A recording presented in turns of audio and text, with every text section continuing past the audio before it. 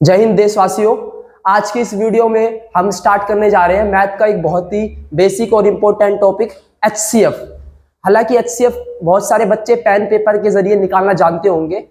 मैं भी क्लास में पढ़ाता हूं, मैं स्टूडेंट से पूछता हूं कि एचसीएफ जानते हैं, तो बच्चे निकाल देते हैं पेन पेपर के जरिए। लेकिन अगर मैं बोलूं कि एचसीएफ का मतलब क्या होता है, एचसीएफ को क्या कृपया डिफाइन करें, तो बहुत सारे बच्चे एचसीएफ को डिफाइन नहीं कर पाते। इसका रियल मतलब क्या होता है वो नहीं एक्सप्लेन कर पाते हैं।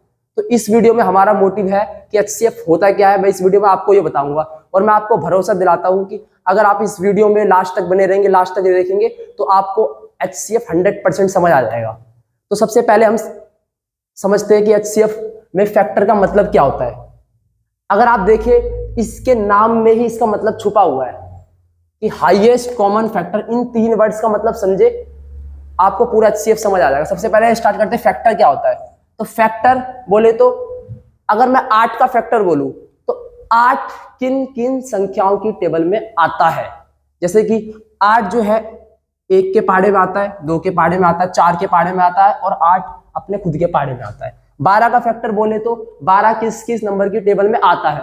12 1 की टेबल में आता है, 2 की टेबल में आता है, 3 की टेबल में आता है, 4 की टेबल में आता है, 6 की टेबल में आता है और 12 अपनी खुद की टेबल में आता है। अगर हम बात करें कि किसी भी नंबर का सबसे छोटा फैक्टर कौन सा होता है, तो किसी भी नंबर का सबसे छोटा फैक्टर होता है 1। और किसी भी नंबर का सबसे बड़ा फैक्टर बोले तो किसी भी नंबर का सबसे बड़ा फैक्टर वो नंबर खुद होता है। जैसे कि 8 का सबसे बड़ा फैक्टर क्या है, 8 खुद। 12 का सबसे बड़ा फैक्टर क्या है, 12 खुद। क्योंकि 12 से बड़ा कोई फैक्टर हो ही नहीं सकता, क्योंकि 12 के बाद किसी नंबर की टेबल में 12 आ ही नहीं सकता। तो आशा करता हूं कि आप लोग फैक्टर का मतलब समझ चुके होंगे। तो हम आगे बढ़ते हैं।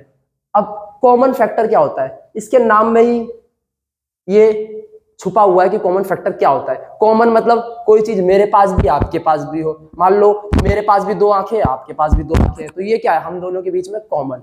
तो इसी तरीके से 8 और 12 का कॉमन फैक्टर बोले तो वे सभी नंबर जिनकी टेबल में 8 और 12 आते हैं। जैसे कि 1 की टेबल में 8 और 12 दोनों आते हैं, 2 की टेबल में 8 और 12 दोनों आते हैं और 4 की टेबल में 8 और 12 दोनों आते हैं। 1, 2 और 4, ये क्या है, 1, 2, 4 क्या है, 8 और 12 के कॉमन फैक्टर। अब इसके बाद हम देखते हैं कि हाईएस्ट कॉमन फैक्टर।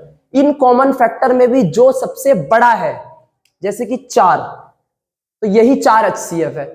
तो कुल मिला के अब तक जो भी मैंने आपको पढ़ाया, मैं उसका आपको एक समराइज करना चाहता हूं कि एचसीएफ होता क्या है। एचसीएफ 8 और 12 का एचसीएफ बोले तो वो सबसे बड़ा नंबर जिसकी टेबल में 8 और 12 दोनों आ जाए, उसे ही एचसीएफ कहते हैं। तो इस वीडियो में दोस्तों इतना ही रखते हैं।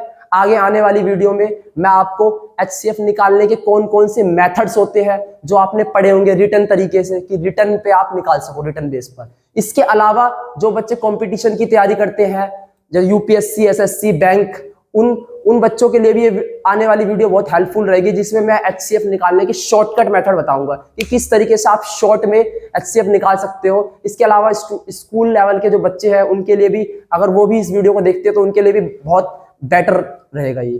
तो जय हिंद देशवासियों।